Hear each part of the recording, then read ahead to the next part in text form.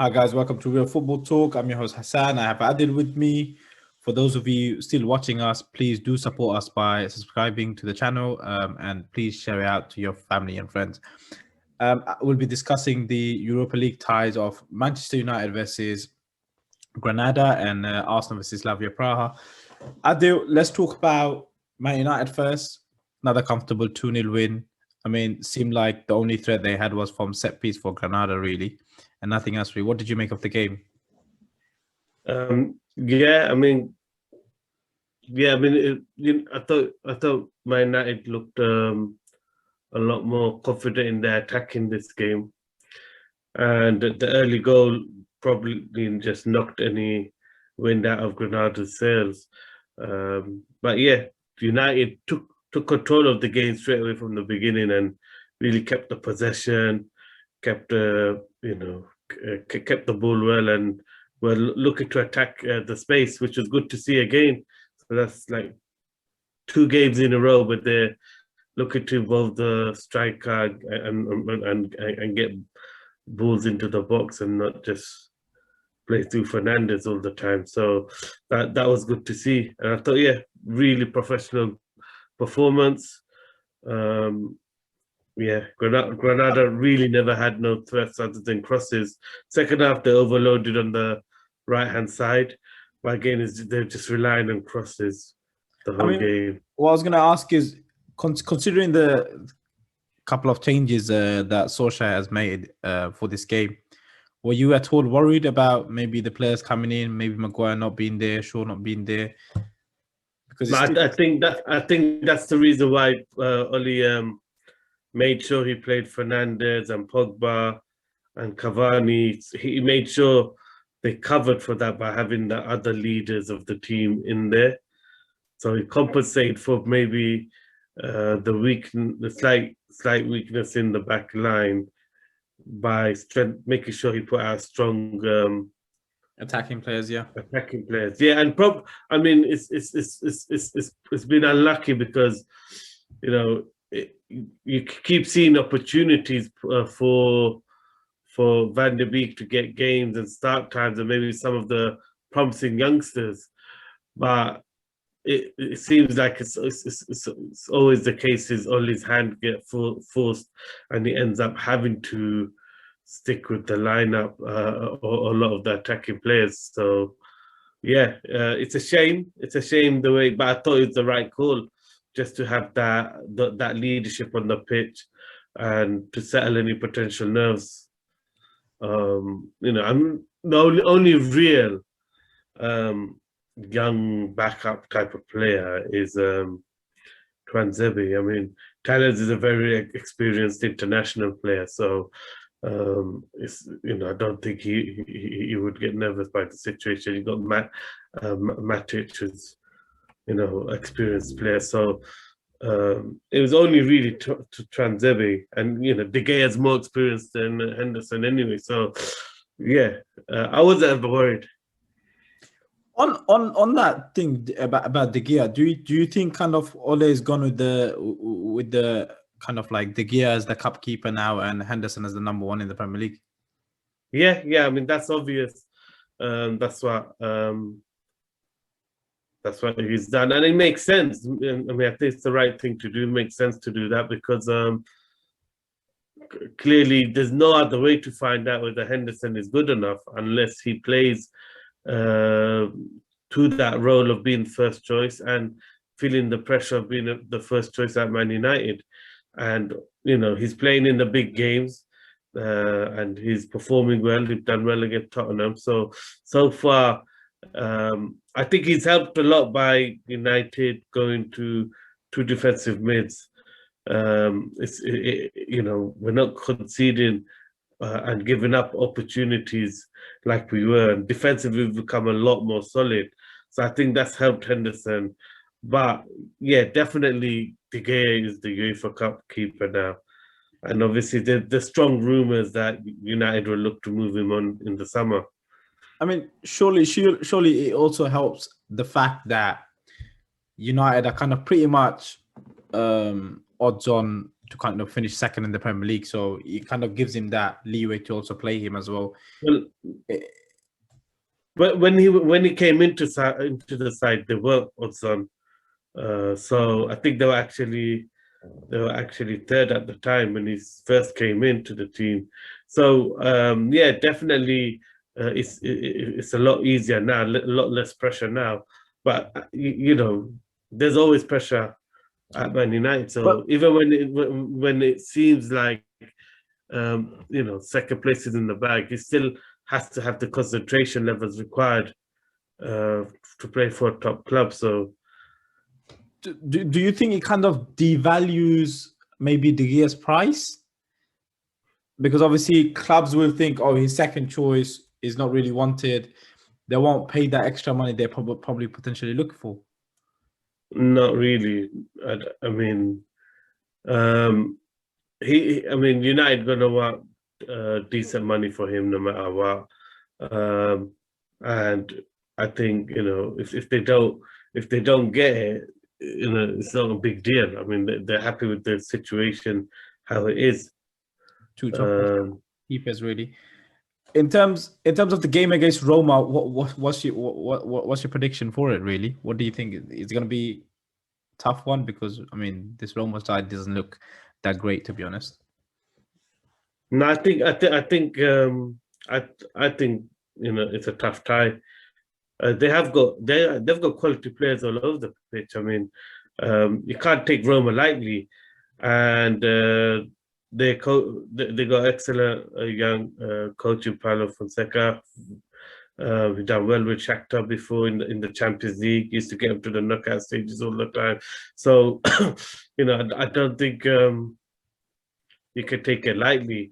Obviously, United and the form they're showing and the improvements they're showing, you'd put them as favourite. But you know, it's you know, Roma, you know, are really strong team. They got Zeko, Pellegrini, who's one of the standout Italian players right now.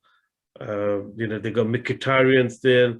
They've got El Shaarawy. They got good players. I mean, you know, I don't think it's a lot more harder tied than maybe many realize. And their defending is very good. They got Smalling in the back line. They got good defense. I mean, the whole first team is quite good. It's quite a strong team. So, and they defensively is quite solid. And they beat Ajax. So Ajax were one of the, you know, better teams left. So you can't take them lightly. But would you still say? I mean, would you put your neck out there, Adil, to go for United going through to the final? Yeah, I mean, you think that because of the way they're playing currently, and the biggest reason for that is the form of Pogba.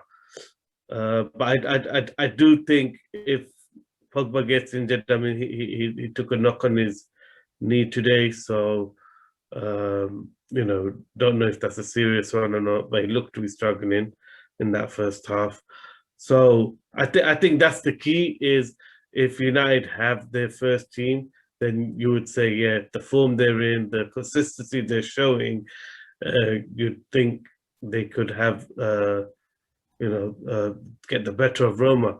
But on the flip side, you have to also, you know, you have to factor in that Dzeko is a prolific scorer, and he's the type of striker that Lindelof will struggle against, a physical tool striker. So, yeah, I would definitely put United as favourites. I mean, let's switch it to the other side. The other English team left in the Europa League, really, Arsenal versus Slavia Praha. What did you make of Arsenal's performance? And I mean, brilliant first half from them. Yeah, I thought the Slavia Praha manager made a huge mistake. So what happened was he panicked after 10 minutes because Slavia could not get the ball out of their half, and it wasn't that Arsenal were overly pressing aggressively. They were pressing high up on the pitch, but not overcommitting. But they were pressing, and Slavia Prague players just didn't have the ability or the technical skill to take the ball under risk like they did in the first leg, or they weren't willing to. So then what happens? They'll go side to side and then play long, and that happened for 10 minutes where they just kept giving up the ball easily, and Arsenal were dominating the game. And what the manager did is he went to a diamond and put two up top. So he changed his formation. As soon as he did that, Arsenal's counter attacking was devastating. I mean, before he knew it, they were 3-0 up. So I think, yeah, the manager panicked in changing the system, and Arsenal took full, capitalized on it fully. Do you think maybe it's because of them not being in that situation before, the pressure of, they still got, it's a 1-1, they were ahead on the lead, on the aggregate. Do you think the pressure kind of got to them? It was too much for them? Yeah, I mean, we've seen it with Slavia Praha that, and we said it on one of the shows that they seem to struggle at home, and they seem to lose at home, and they perform, and all the results they've got is away games. That's when they've actually managed to get through, is through the way they play away from home. But they've generally lost and struggled at home. So maybe that's an issue in that they struggle to take the initiative. And we saw it. I mean, they really struggled to open up. Arsenal. I thought Arsenal's defending was excellent today. Both our first half, they pressed well. They played high up the pitch and counter attacked, and to devastating effect. I thought the second half, they dropped deep and blocked at all the channels, and is a really good performance. I mean, it makes you wonder where that performance was in the first leg, really. But in terms of Arsenal, they're meeting their former boss in Unai Emery next against Villarreal. What's your view on that, and on potentially on that tie, really? Yeah, I mean, Villarreal's style is very European in the way they play. They play really nice combinations. They keep the ball well. The players move around according to where the ball is. So they have a real European style. That's why I didn't rule them out for potentially winning the tournament because of their style and the Emery factor. But when you look at the team, it's not a really strong team. I mean, they rely on Moreno a lot to get their goals, who's like a 10. He's not been prolific before that. He's just having an amazing season this year. So I think personnel-wise, they're not great. I mean, they do have some good players. Chakwi is a very good player. So they do have some good players. But when I look at their defense and their midfield, I don't think it's that good. Their attacks, is probably where they've got players that can make a difference. But looking at the way Arsenal are starting to hit form, I just think, yeah, Arsenal will win that. But they with Arsenal, they're so inconsistent. If you look at within a week, really, if you look at the last game and this game, you see complete two different Arsenal. So I'm still worried that which Arsenal is going to turn up. I mean, it's yeah. I mean, Arsenal is a confidence team. Definitely, when they're confident, they play with a swagger, like they have the last two games of the weekend and today. They've played with real nice attacking verve. The transitioning combination play it's really good football, and when they play like that, they're hard to stop because they got creativity everyone, and that's the biggest thing today was how comfortable everyone was in taking the ball in tight spaces and beating the press, and that was the biggest difference from this game to last. And I think Arteta's and he's that type of manager where he needs, once he knows how the opposition is going to play, he can set the team up according to that. And I think maybe in the first leg they were surprised at how aggressive Slavia Praha were. and how attacking they were, and they definitely prepared for it better um, for in this second leg. So Do you think he also helped the fact that maybe playing Xhaka on as a left back? I know he covers a lot when Tierney goes up. He kind of drops in as that third kind of centre back or kind of like a left back position. Do you think that kind of helped the balance of the team? Usually they would play Cedric there, who's a right footer. You keeps on cutting back in. well, I mean, Xhaka was using his right foot a lot to anyway, just to clear the ball. But I think in terms of today's game, it helped because they didn't need anyone to attack. Xhaka didn't really overlap or join in the attack. He didn't need to. So it helped in for the circumstances because once they took the lead, it was the perfect thing to have Xhaka there. If it stayed 0-0, then it might have been a bit of a problem because they would have needed Xhaka to attack a bit more. But that never happened because the goal came early, and that was it. So yeah, it ended up being giving Arsenal an excellent balance because they weren't looking to attack, and positionally Xhaka stayed very disciplined. So I mean, in terms of Villarreal, is that something they would probably look at because obviously Kieran Tierney is out? Is that a weak point in Arsenal that could? I don't think they're gonna play Xhaka there like a left back every game now. I think it's for this game. I still think Suarez will be the left back if he's not injured. I still there's other players. I mean, before the game when you saw the lineup, a bit worried when I saw we discussed this, didn't Holding. We saw Holding, Chambers, and Murray. Pablo Mari, and we're like, okay, Slavia might have a chance here. This is a really weak back line, but to say the truth, that was a really strong defensive performance. I mean, they never looked really trouble. I was impressed with Pablo Mari. Physically, he dominated, bullied the striker. He looked quite good in that sense. You know my opinion of Mari, but yeah. But he played a lot better than Holding, and he looked. I hope he proves looked very good today. Yeah, and I thought Partey looked really good, taking the ball in tight spaces. So I think, yeah, I mean, and the goals were excellent. I mean, 3 great goals.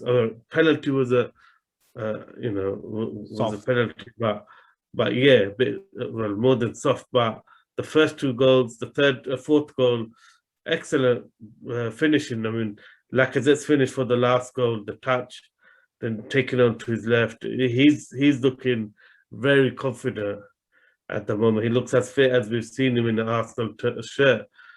And Saka was just phenomenal today. I mean, it seems the biggest issue with, or maybe the biggest thing that makes the difference in Arsenal is the front 3 they pick in terms of are they pressing players or not. Like when Smith Rowe plays and Saka plays, there's more energy about Arsenal in terms of them recovering the ball back. And that seems to be the issue when they don't play players like that, when they play players who don't have that pressing attributes or don't want to press, it seems to cause them problems. Yeah, I thought the movement of Smith Rowe is what opened up the whole game because he's always showing for the ball. So every time Partey or Ceballos took the ball under pressure, they'll take the touch outside of the press, but they had always Smith Rowe looking to link it up. And then the good thing about Smith Rowe is he's quite quick at just turning, giving the ball to the wide man, and then spinning off and creating space for them. And much like the Saka's third goal, his running creates space for Saka to cut in and finish. So yeah, I think Smith Rowe not only is it his energy off the ball in his pressing, but it's actually his energy on the ball. He turns, he passes, and he's always on the move. He's always shifting the position. I mean, I do. On that, I'm just gonna say it. All English final again. Yeah, I think this You this know, one I might keep have asking. to. You know, I keep asking. I mean, yeah, this one has a chance. But you know, we can't. I mean, I wouldn't say Villarreal or Roma are gimmicks. You know, they're No, no, not. of course They're not. Of not. course not. Being They optimistic. Yeah. both got good managers. They're both doing well in the league. Well, not well. I mean, Roma's still battling for top four. Villarreal are quite a bit off top four, so they look like they another season of Europa League unless they win the Champions League. So And yeah, they win the Europa League. Yeah. Fine. yeah. I mean, out of all the teams, it's United are the only team that's like high up in their league. But if you look at Arsenal, Villarreal, Roma, they're all in those Europa spots, a challenge for those Europa spots. Since you brought that up on that, really, if Arsenal finish ninth, eighth, ninth, or even 10th, and they win the Europa League, would you say that's progress from last year? Yeah, I think it is because when you look at how the season unfolded, I don't think you can underestimate for Arsenal how much the whole Mesut Ozil saga affected maybe the cohesion and the chemistry in the team. So I think I think that had a lot of effect in Arsenal's slow start. I don't think the club handled it in well, and I certainly think it affected the way they started. I think Arteta's going to be better for this season because he's going to realize, how to manage the squad, the players better. And ultimately, the key thing is getting into Champions League for them. As long as they get into the Champions League, it's a progress because they'll be able to attract the players they want. And you can see what type of player Arteta wants. He wants the top end, high quality, players. He's not, the players that they are rumored to always be interested in are all technically excellent players. So it'll help with recruitment. And I just think Arteta being his first job, if he still manages to get into the Champions League, then Arsenal will be a lot stronger next year because again he'll manage to clear out some dead wood, get more players that fit his style, what he wants, and he'll build. So trophies are everything. At the end of the day, he won 2 cups last year. You win the Europa Cup, that's progress. And the main thing is, winning trophies and getting into Champions League. For now, that's probably more than what Arsenal fans or Arsenal's expectations are because it's just top four at the moment. So trophies are bonus. I mean, me as an Arsenal fan, if he does that, if he does win the Europa League, I mean, it'll be great. I'll be over the moon. But yeah, I doubt it. I think he's still United. But hey, who? That's something to look forward to, right? I actually think it's Arsenal's the favorite. So let's look forward to that then. On that, guys, I mean, Adil's going for Arsenal to win, and I'm going for United to win the Europa League, even though we support the other team. On that note, guys, do keep watching us. Do like, share, and subscribe. Please get your family, friends, and everyone to support us. And thank you for watching. Thank you, Adil.